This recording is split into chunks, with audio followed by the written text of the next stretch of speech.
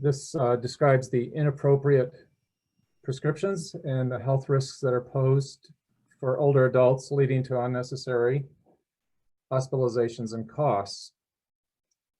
The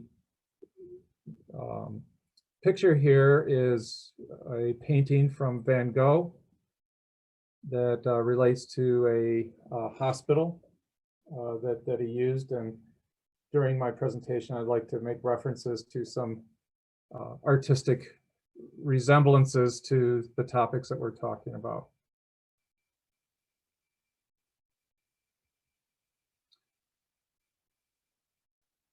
The goals for today are to identify unsafe medications and to report opportunities to deprescribe,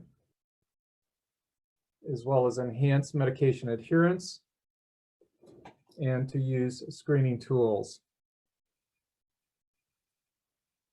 So one of the questions that comes up is, why does polypharmacy even occur in older adults?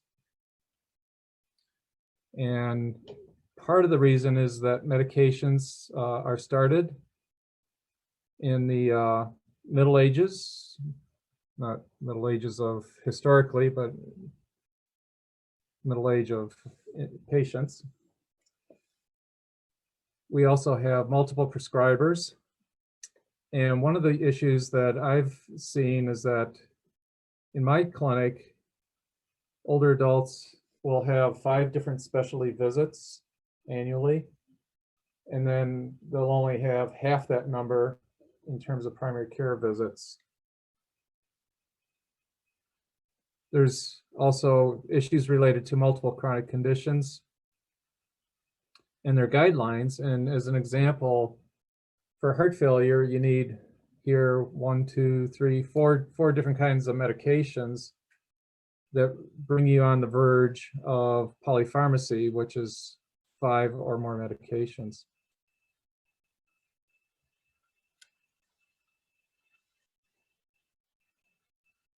So what happens, cascade, and many times providers will use another medication to treat the side effects of a previous prescription. A good example would be starting a memory medication, such as an acetylcholinesterase inhibitor. The individual or patient starts developing loose bowels. Next thing you know, they're on loperamide or other medication for diarrhea, and further adding to the complications of their medication regimen.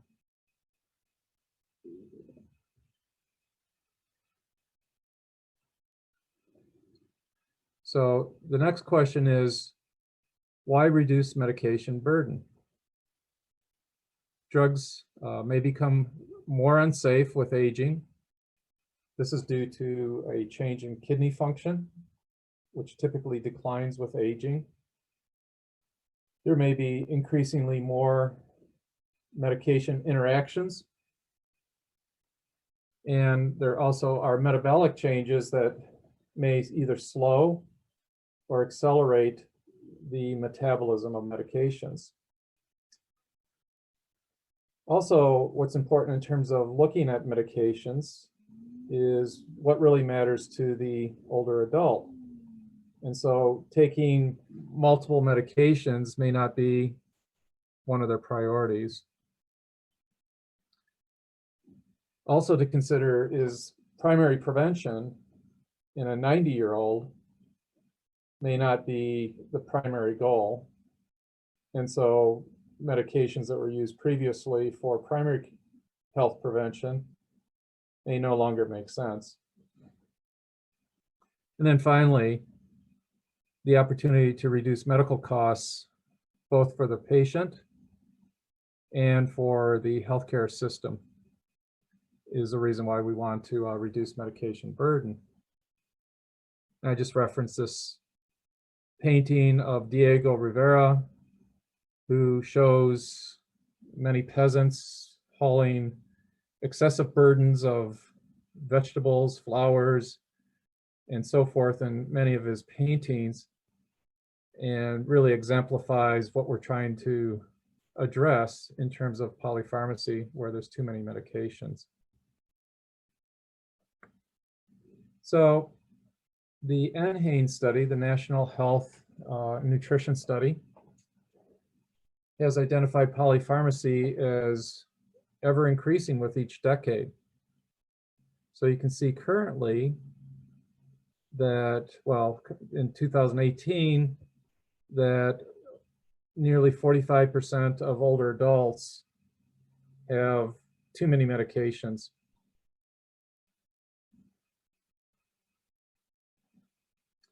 So as a percentage, we can see that those over the age of 65, a good number of them have 5 to 9 prescriptions, and up to nearly 20% will have 10 or more prescriptions. And these don't account for other over-the-counter or medicinal medicines that they may use, like ginseng or other types of compounds.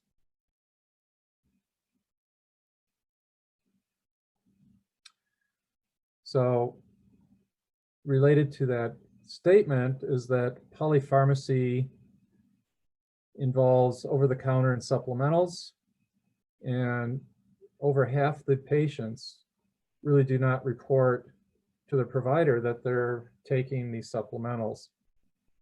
And why that may be important is exemplified by ginseng, for example, that can lower the fasting blood sugar by nearly 20 milligrams per deciliter, as well as hemoglobin A1C in diabetics, and then create the potential for hypoglycemia. So I put a painting here of garlic, one of my favorite supplementals. And you can always extol the virtues of garlic, I'm sure.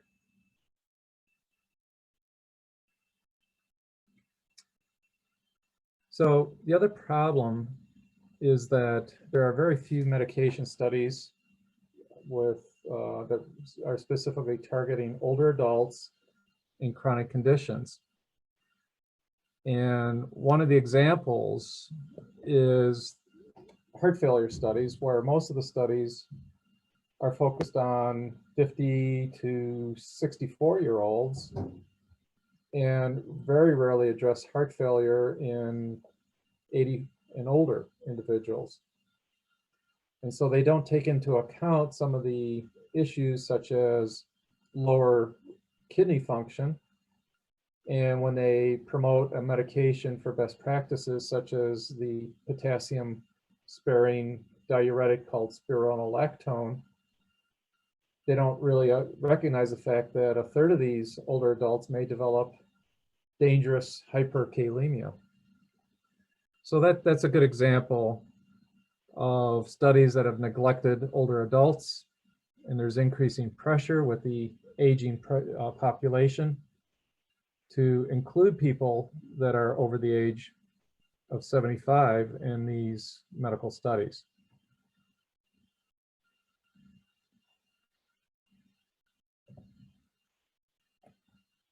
I'm trying to get the next slide here, so here we go, that should come up shortly. There we go. So we want to look at all the different opportunities as best we can if it doesn't harm the patient or actually may prevent harm. You see a picture from the medieval times here of an alchemist who is stirring up some concoctions for some ailment. So as an example, statins. They're generally good for secondary prevention.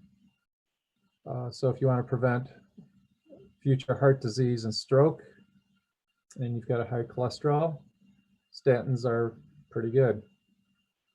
However, in older adults, there's a lot of uncertainty about the use of statins for primary prevention. And yet 1 out of 4 older adults are given a statin for primary prevention. So we also know that for most 75-year-olds, they do not meet the guideline thresholds for 10-year risk of cardiovascular events in this age group. So again, even based on that guideline threshold, statins in this age group may not make sense. And then finally, just to point out a recent study called the ALL-HAT trial, with statins found no efficacy in terms of lowering mortality or complications related to hyperlipidemia in older adults. Another category of medications are what we call anticholinergics. These are the evil empire of geriatric medicines. And at the top of the list are antihistamines. Good old Benadryl is not a favorable medication for older adults, particularly where it can cause confusion and delirium. Other anticholinergic medications include benztropine, muscle relaxants, Flexeril, for example. This is the generic or the trade name. And I see these a lot, quite honestly, in clinical practice. They are marginally beneficial. And if somebody says they're working chronically to help with their low back pain, it's definitely a placebo effect. In terms of antidepressants, amitriptyline and one of the SSRIs called paroxetine have anticholinergic properties and are to be avoided in the older adult population. Also, antipsychotics such as Abilify, which are sometimes used in depression, have anticholinergic properties and should be avoided. And then the one class of medications that really astound me are the so-called antimuscarinics, where oxybutynin, tolterodine, and others have anticholinergic properties and are of only marginal benefit for reducing bladder incontinence. Diemetics and antispasmodics fall into these categories of anticholinergics. And there's a tool, pharmacologic tool that you can use that addresses anticholinergic burden, after which there's a high risk for older adult delirium and confusional states. So the next slide addresses that issue of high anticholinergic burden, all of which can be associated with confusion, delirium, poor functional status, loss of independence, brain atrophy, memory loss, and impulsivity. That's the person that's heading out to the gambling joint or who buys something extemporaneously.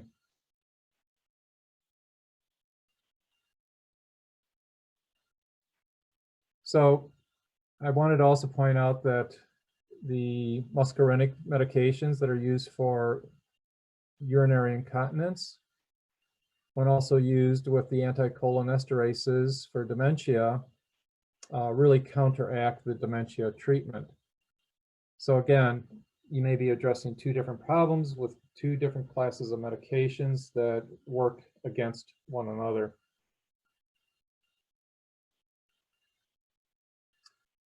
Well, we also need to mention the notorious benzodiazepines. They're most, as we'll see, prescribed by primary care providers for sleeplessness, anxiety, and agitation. So as mentioned, the benzodiazepines are mostly prescribed by primary care providers. Nearly 10% of the population are taking benzodiazepines either regularly or intermittently. And again, these are to address symptoms of anxiety, agitation, and insomnia. The irony is that treatment of insomnia with benzodiazepines actually reduces your REM sleep and gives you overall poorer quality of sleep, and over the long run can cause both retro and anterograde amnesia. So they're not ideal medications, not to mention their linkage to increasing falls and falls with injury.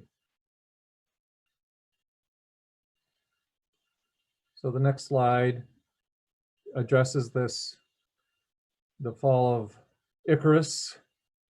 So that's one hint as to 3 bad things that can happen with benzodiazepines. But what I'd like you to do is to just make a jot down 3 things that you think are dangerous or bad things that can happen with benzodiazepines. And we'll discuss those shortly. So go ahead and just make a mental note or jot down your ideas as to bad effects of benzodiazepines.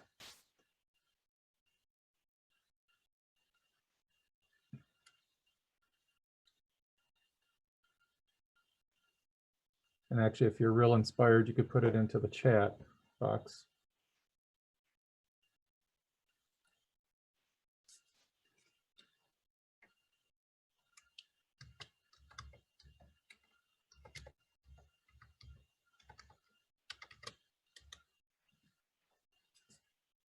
Okay, so there's multiple things that can happen with benzodiazepines.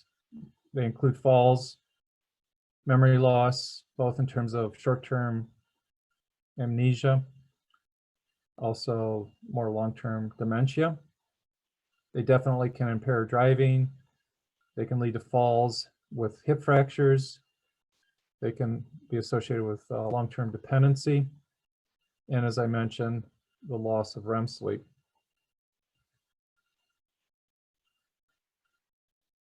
Another area of concern in older adults is antipsychotic medication. And you can look at this painting of a very near agitated individual from the 1800s.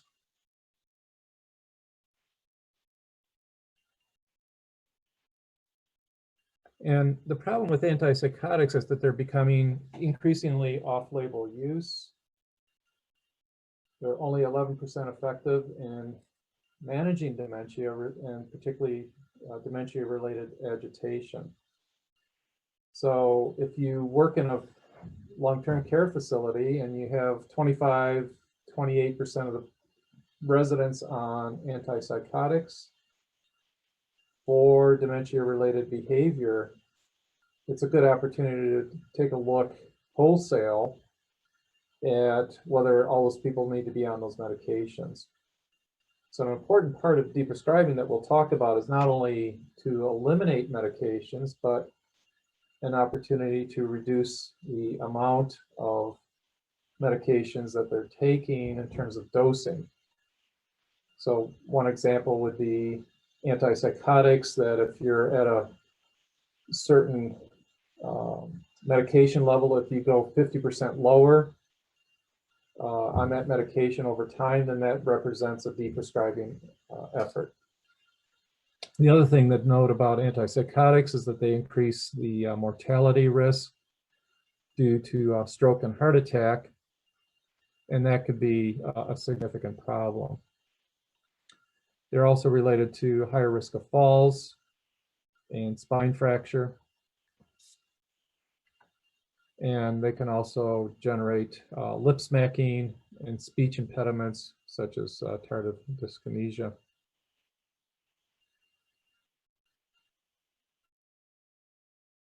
Alternatives to antipsychotics there's what we call mirror imaging. And that's why I put this painting, or a picture of a painting by Pablo Picasso of the girl before a mirror. Just the idea that you go with the flow with the older adult with dementia. So I had a patient one time who decided he was king of the world, and we walked around the hospital floor announcing that he was king of the world, much to the amusement of the staff and hospitalized patients. But again, that was kind of going with the flow, and we eventually got the king back into his hospital room and back into bed, and adjusted our therapies accordingly, but did not give him Haldol because he just went through this process and everything was fine afterwards. The other opportunity for non-medication alternatives to, so I was just getting back to the idea of distracting and diverting the behavioral challenged dementia patient. And then also the protocols that have been identified out of Great Britain is to treat agitated demented patients for pain empirically. And that actually does a pretty good job of reducing pain or the agitation. The other important thing is to consider positive body language.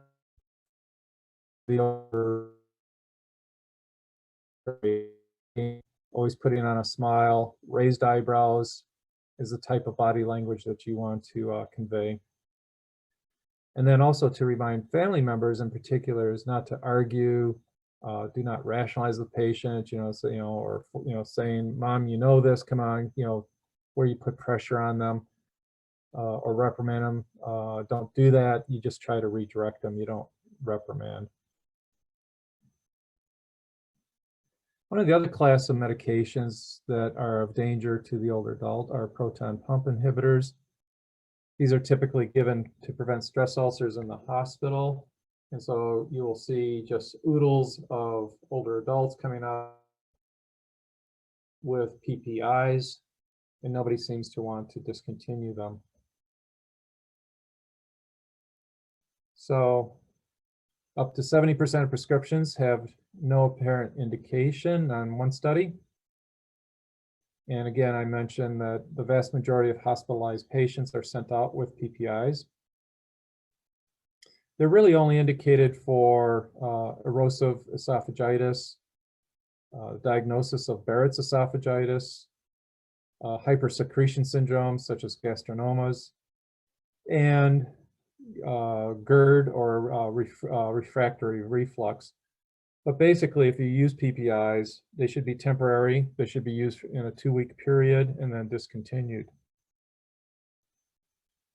And so one of the things that we need to think about is, what are the bad effects of PPIs? And so for older adults, particularly in long-term care, they then become predisposed to C. difficile infections and colitis. Also, surprisingly, there's an increased risk, like a doubling of risk for community-acquired pneumonia. The PPIs reduce bone quality, and therefore falls are more likely to be associated with hip fractures. They can reduce vitamin B12 and leading to cognitive impairment. They can also cause atrophic gastritis and cause absorption problems. They're also related to chronic kidney disease acceleration, and in some studies, they seem to accelerate the process of memory disorders such as dementia.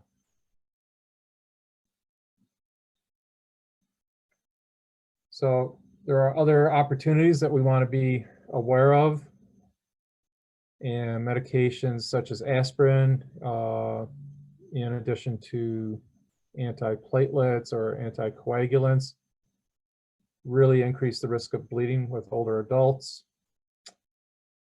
The antidepressants such as SSRIs and the SNRIs, tricyclics, TCAs, can all induce a condition impact that SSRIs, so the antidepressants, as well as diuretics, and even the pain medication tramadol, can cause a hormonal imbalance with the ADH, causing a syndrome of inappropriate ADH secretion, and that this leads to low sodium, and we call it hyponatremia.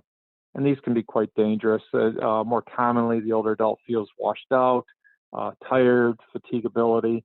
So those are all side effects of medications, and if somebody doesn't, monitor them for sodium after starting these medications, they can actually be a dangerous situation. And likewise, for bladder infections, the first line of therapy is considered Bactrim or trimethoprim sulfamethoxazole, and that can cause elevated potassium, particularly if people are on a ACE inhibitor or a ARB, and they happen to have low kidney function. Okay, next slide, please.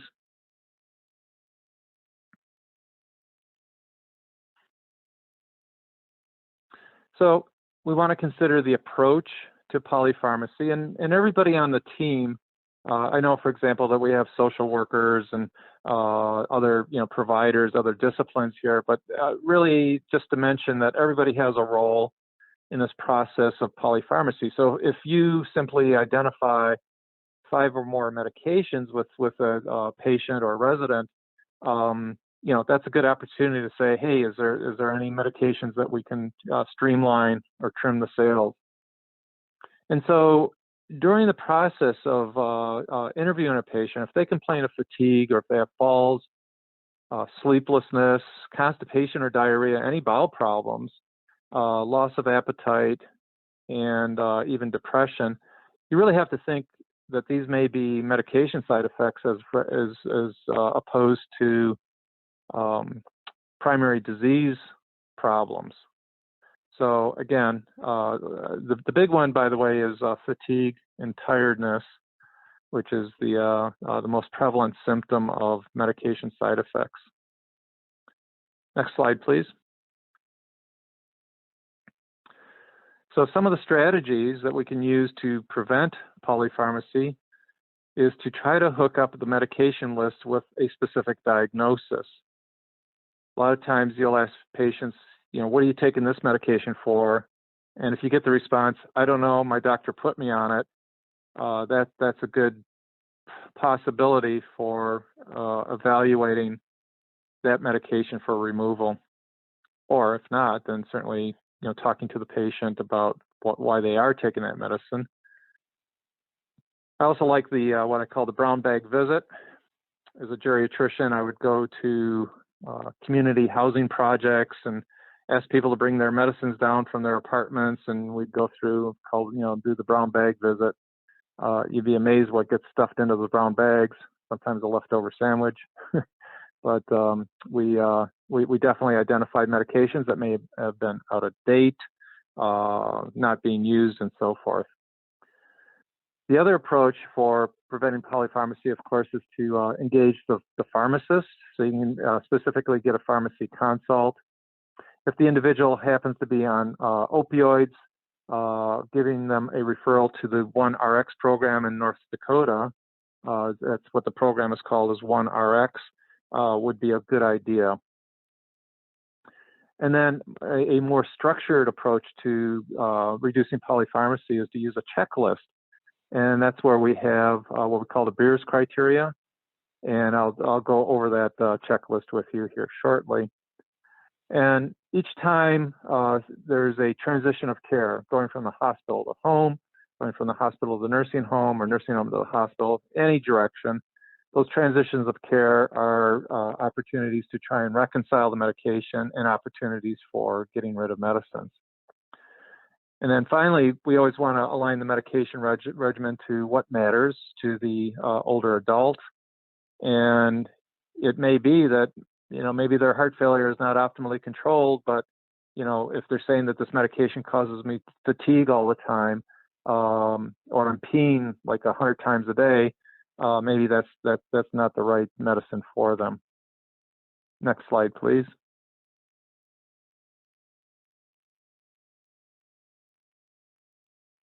So I just want to mention about this Chuck Close painting. You can see that it's like little dots and different kinds of squiggles and shapes. If you get real close to it, you have no idea that it's a guy's face, but if you walk 50 feet away, all of a sudden you see what you're seeing here. So I think that's part of the analogy that I'm using, that sometimes we see things staring us right in the face, but we don't know what actually is going on. And as it turns out, that the vast majority of patients are willing to stop a medication if the physician identifies an opportunity. So this came out from a fairly recent study about patients' willingness. Now, I'll tell you also that there are patients that I've encountered who say, "Oh, my psychiatrist gave me that medication. I've been taking it for 20 years, and I can't stop it." Well, then you find out that the psychiatrist is 10 years ago passed away, and no longer re-prescribing the medication. Somebody else is, and it's just been an ongoing cycle of prescribing medications without any clear reason or effect, or even looking at the issues about as the older adult does get older and ages, that their metabolism of the medication may be different. I often call it the 2-for-1 rule, and this is true in alcohol. So if somebody has one martini at the age of 80, that actually is equal to 2 martinis. So it's the 2-for-1 rule. Next slide, please.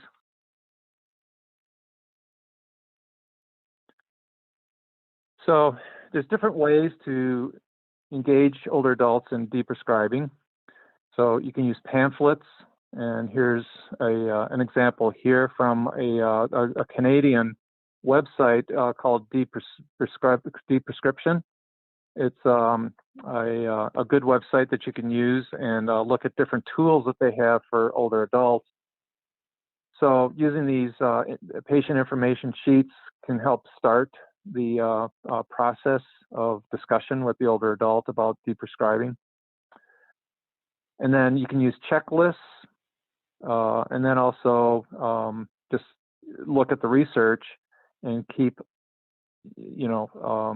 up to date on what works and what doesn't work. Next slide, please. So I mentioned this website, so there's different tools for deprescribing. We can see the Yves Saint Laurent style medications here, Coach, all these other designer medications.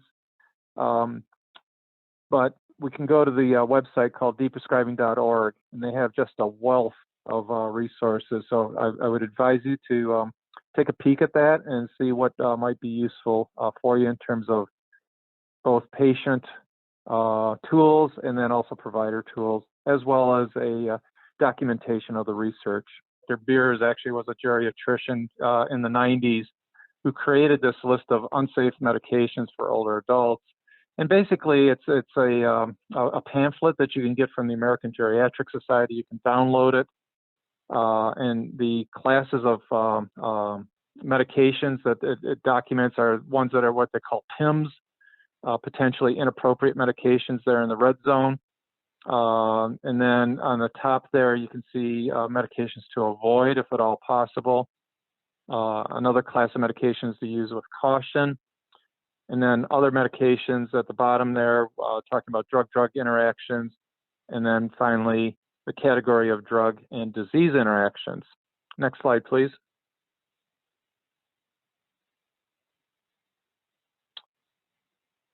So when you talk about the category of potentially inappropriate medications, I gave an example earlier about first-generation antihistamines. Those are things like Benadryl, and particularly in old and very frail individuals, they can have high anticholinergic toxicity.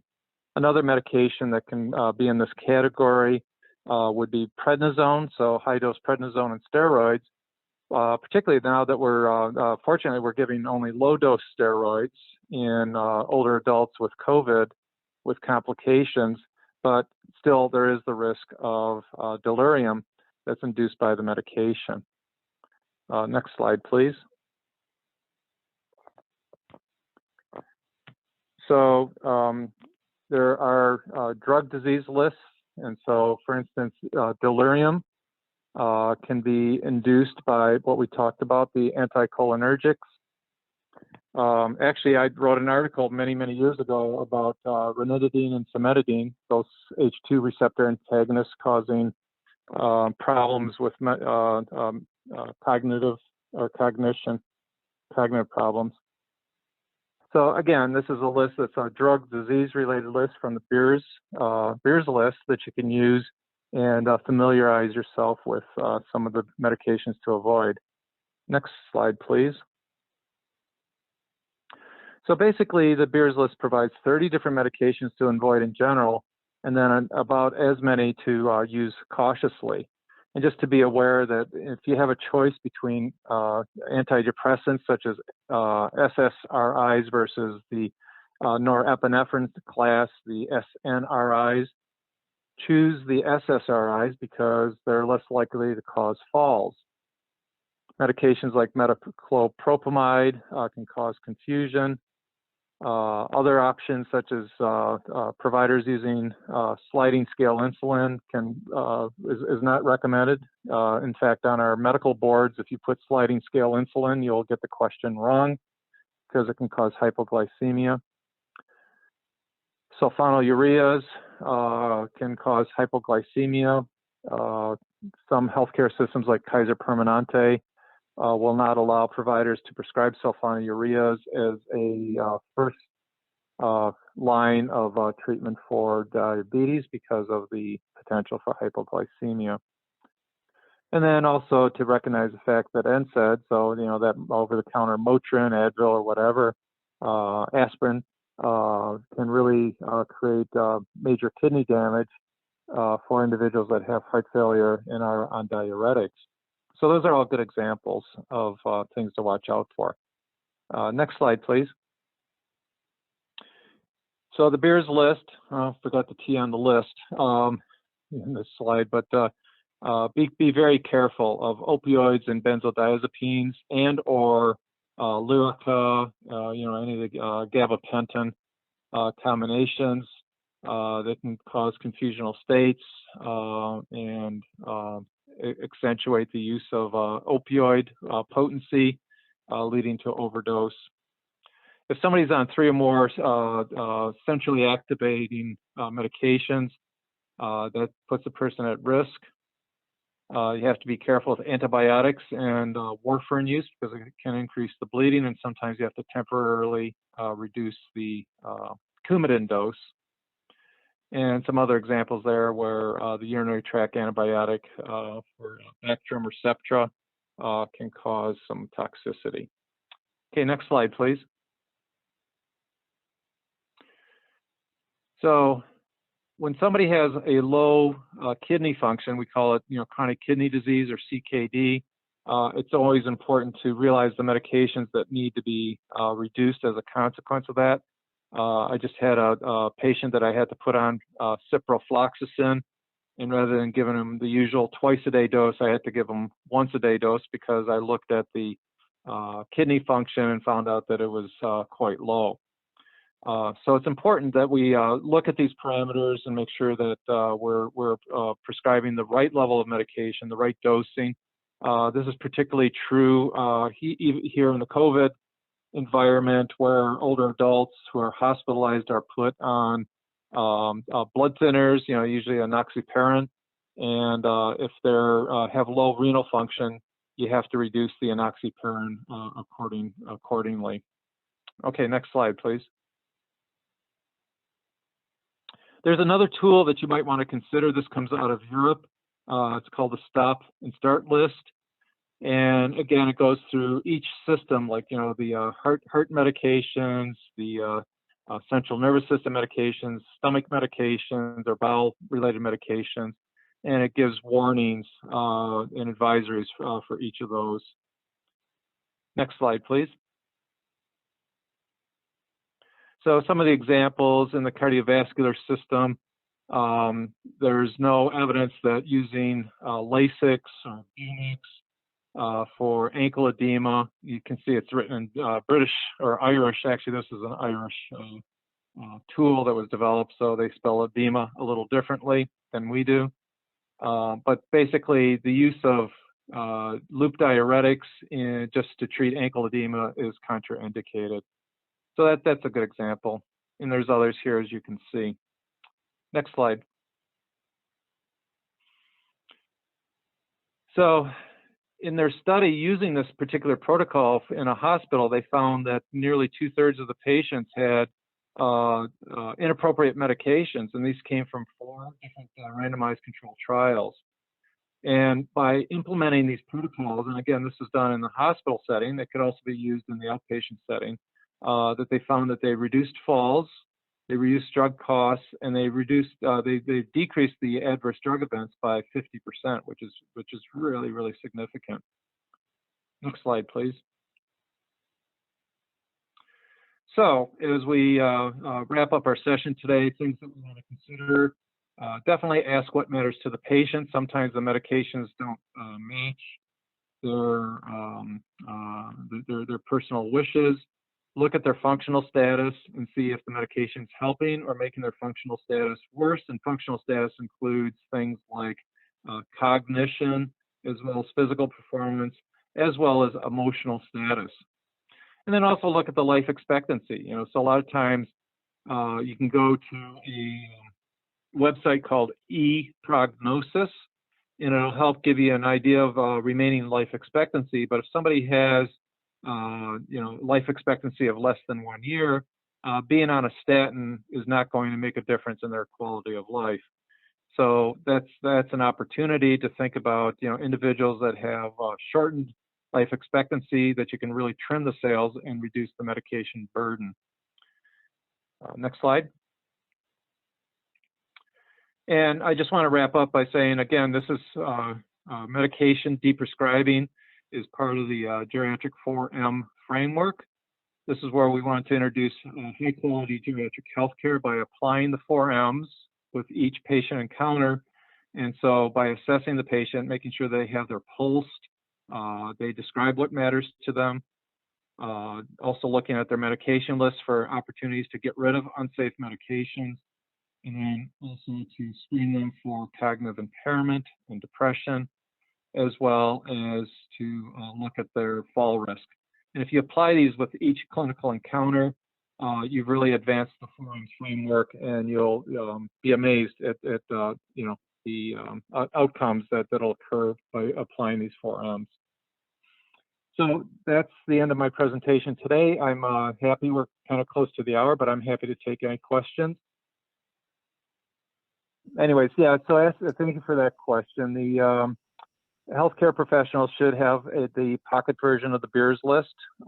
It's more of a opportunity to familiarize yourself with the Beers list, but it can be used for patient encounters. I think clinically most physicians would not use the Beers list right at that clinical encounter. It would be more reflective.